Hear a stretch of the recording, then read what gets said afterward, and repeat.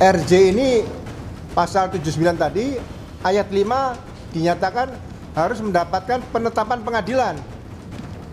Emangnya singkong dicabut-cabut diminta hentikan? Hah?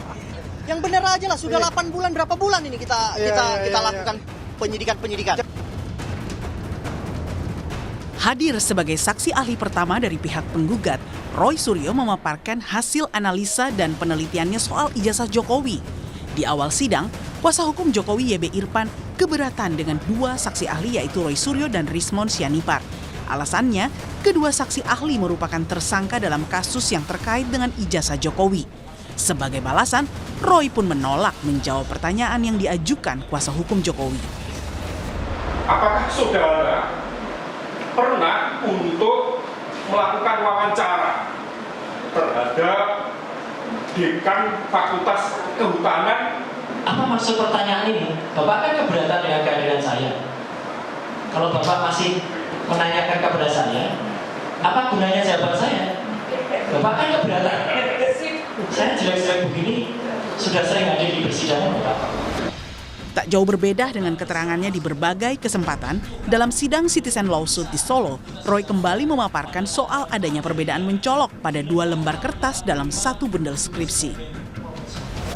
Saat konvers hari Senin lalu, Roy menjelaskan jika lembar di sisi kanan tampak lebih kusam dan diperkirakan telah berusia sekitar 40 tahun. Sementara lembar lainnya terlihat berbeda kondisi fisiknya meski keduanya berada dalam 1 jilid skripsi yang sama.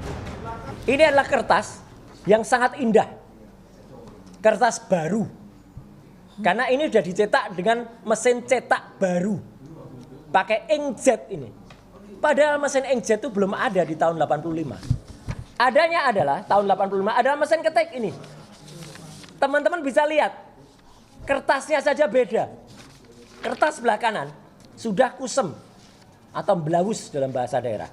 Kertas sebelah kiri masih tampak baru. Dan itu deskripsi yang sama, logis tidak? Selain memaparkan temuan mereka terkait ijazah Jokowi, pihak Roy yang didukung ex-Wakapolri Komjen Purnawirawan Ugroseno kembali mendesak polisi untuk mencabut laporan Jokowi soal dugaan fitnah kepada Roy, Rismond, dan Tifa.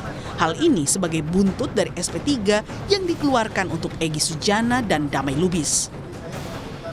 Perbuatan pencemaran nama baik dan fitnah karena sudah diarahkan ke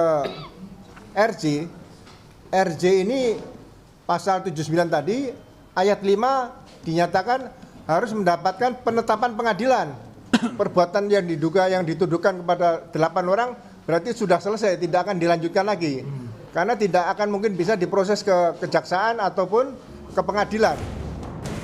Desakan pemberian SP3 dari kubu Roy ini dinilai relawan Jokowi sebagai bentuk putus asa Roy CS menghadapi proses hukum di Polda Metro Jaya. Mereka bahkan menantang agar segala dalil yang disampaikan kubu Roy diajukan lewat pra-peradilan. Emangnya singkong dicabut-cabut diminta hentikan? Hah? Yang benar aja lah, sudah 8 bulan, berapa bulan ini kita lakukan penyidikan. Jadi kan kita lihat ya, yang saya katakan tadi, mereka ini sudah putus asa, sudah desperate untuk itu. Mau mana celah mana lagi untuk kita? Udah suruh prapit aja bang, suruh prapit aja. Kita tantang dari dulu minta tantang prapit. Aja prapit aja lah. Tapi nggak berani mereka prapit. Gak berani juga. Apalagi Abang Refil Harun kan selalu menghindar untuk prapit untuk itu. Prapit kau, prapit kau. Iya. Sebelumnya, kubu Roy juga mencoba upaya hukum ke Mahkamah Konstitusi melalui uji material sejumlah pasal yang membuat mereka jadi tersangka kasus ijazah.